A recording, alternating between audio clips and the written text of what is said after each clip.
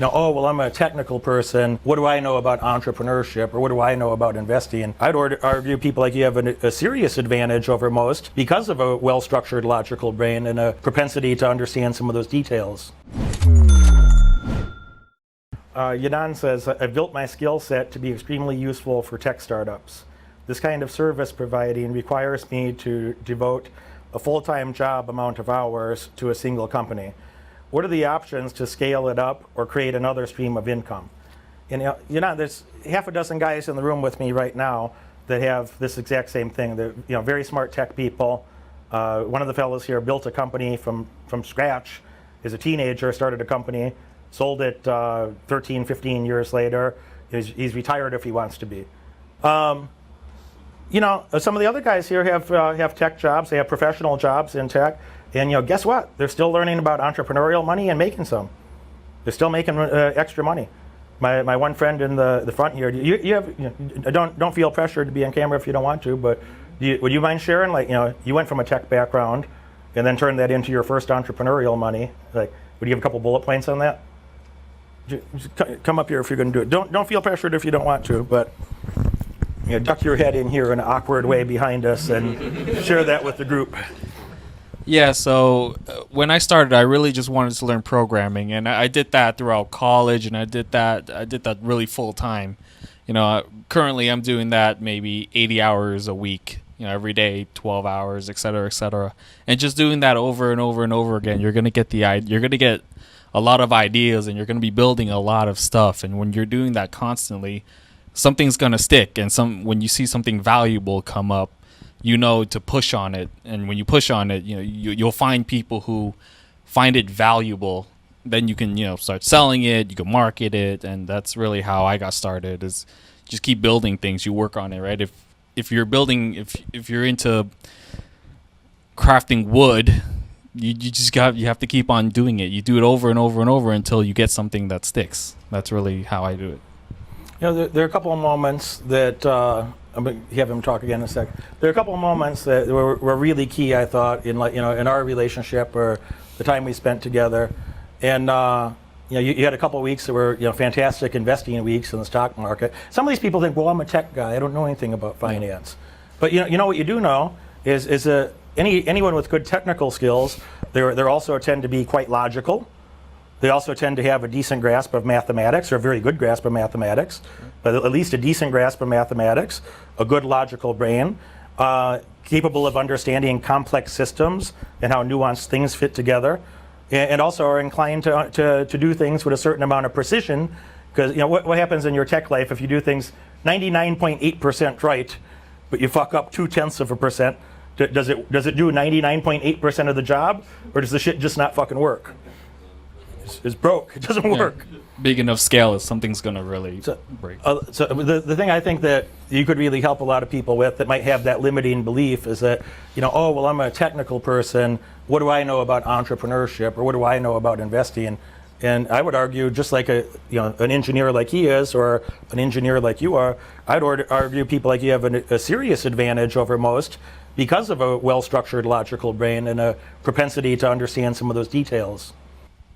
Yeah. As an engineer, you're always constantly learning something. You're always testing something. That's something that most people don't do, right?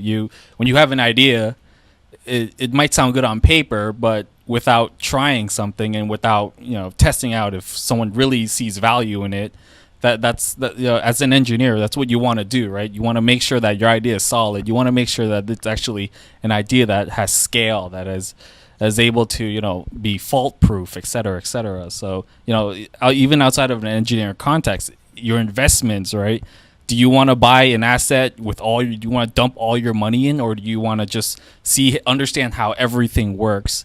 Use a little bit of your money, understand how it works, and then you can push all your money in, because that's you're not going to get all your money in diverse assets. You want to find some of the gems and test it out, make sure it's correct, put all your money in, and watch it grow amazingly.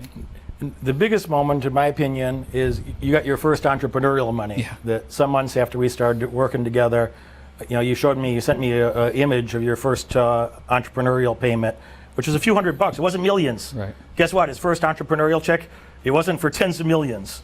It was a few $100.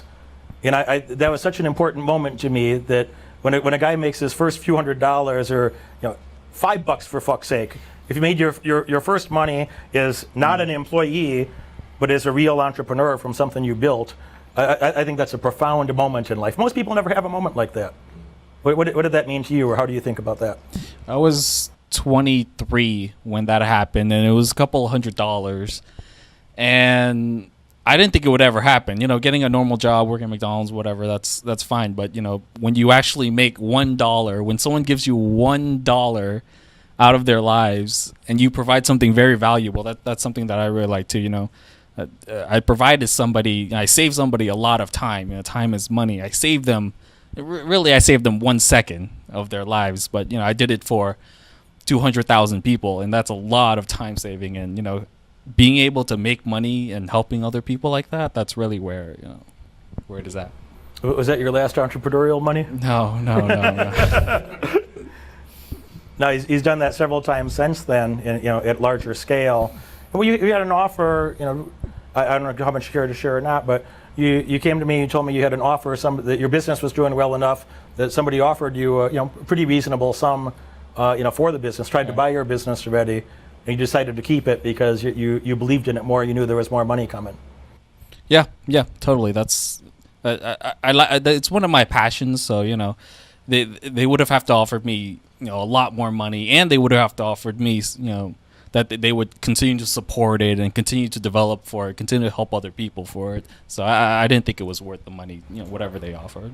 So if we rewind time, 2 years, could you have imagined, your former self 2 years ago, that you'd be making entrepreneurial money, you'd have people trying to buy your business from you, and in fact you'd be turning it down because you had so much confidence in that and your future abilities. So you're like, nah, I got to keep this myself and keep growing. Yeah, could you imagine that 2 years ago? No, that's crazy. That's crazy. I knew I could always do it, but I've never actually, hit it. But now I'm fully confident that whatever I do, I think it'll work out really well. Yeah, and do it again. Yeah. I think that's fantastic.